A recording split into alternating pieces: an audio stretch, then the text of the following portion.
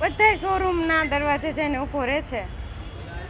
હા, કે એકો એક શોરૂમના દરવાજે રોજ આ કરે છે. રોજ એસી માટે કેટલો તરસે છે તમે જુઓ. રેડ લાઇટ, જે લોકો રેડ લાઇટ એરિયા માટે તરસતા હોય છે ને, એવી જ રીતે તરસે છે. જો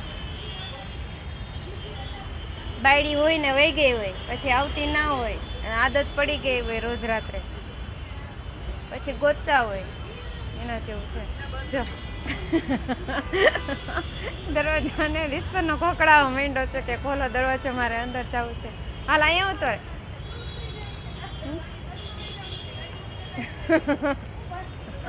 એમ કે રીતસરનો દરવાજો ખોખડાવે છે. ઓલા ભાઈ અંદરથી આવ્યો.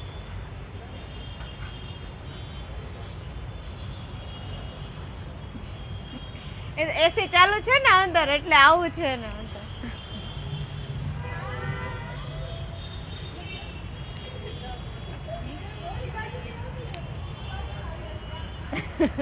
દરવાજો ખોખડાવા માંડ્યો કે દરવાજો ખોલ, મને અંદર આવું છે. બુબી ત્યાં નથી, હાલો આપણે ઘરે જાય. મારી આ બુબીની હાલત જોઈને મને એટલો બધો અફસોસ થાય છે ને આજે મારી જાત ઉપર. આ મારી જાત ઉપર આજે મને બહુ અફસોસ થાય છે. શું કરવું? જોયે જો આમ જોઈ લે કેવો દરવાજો ખોખડાવે છે. એ બુબલી હાલ એવા નથી દરવાજો ખોખડાવા. હાલ આપણે ઘરે જાય. હાલો, આ પારકું છે. આ કેટલોક ટાઈમ તમે આના ઉપર રહી શકો. હાલ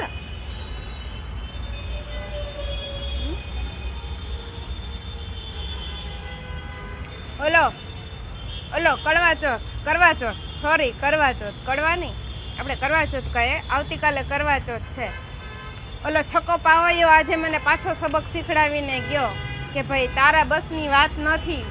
એ આ છોકરીઓ છે ને, જે અહીંયા સામે છોકરીઓ આવે છે ને, એ છોકરીઓ એને નચાવી શકે. આ એ છોકરીઓ એને નચાવી શકે અને એની પાસેથી બધું પૈસા બી કઢાવી શકે. બાકી મારા કૂતરા માટે એક પૈસો એને વાપરો નહીં, અને લગ્ન પહેલાં એને મારી પાસે કરવા ચોથ કરાવી લીધી. બોલો, અને લગ્ન પહેલાં 1 રૂપિયો વાપરો નહીં એને મારા કૂતરા પાછળ.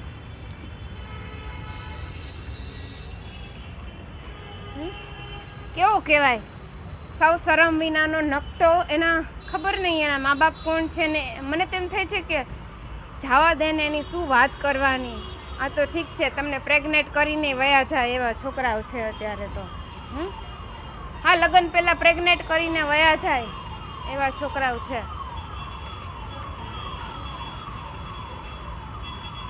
હવે જે અત્યારે કાલે કરવા ચોથ છે, બરાબર છે, કાલે હવે કંઈક નવી ગોઈતી છે ને એણે. મને તો લાગે છે આ હમણાં જે છોકરીઓ મારી આગળ પાછળ ફરતી હતી ને, એમાંથી કોઈક સ્વરૂપવાન છોકરી ગોતી લીધી છે મને પટકાવવા માટેથી. હા, મને છે ને મારી બેઇજ્જતી કરવા માટેથી. એટલે જ કાલ જાડેજાની ગાડી અહીંયા ઊભી હતી. ઓલો જાડેજા નથી આવતો, એ પાછળ દોડતો હોય.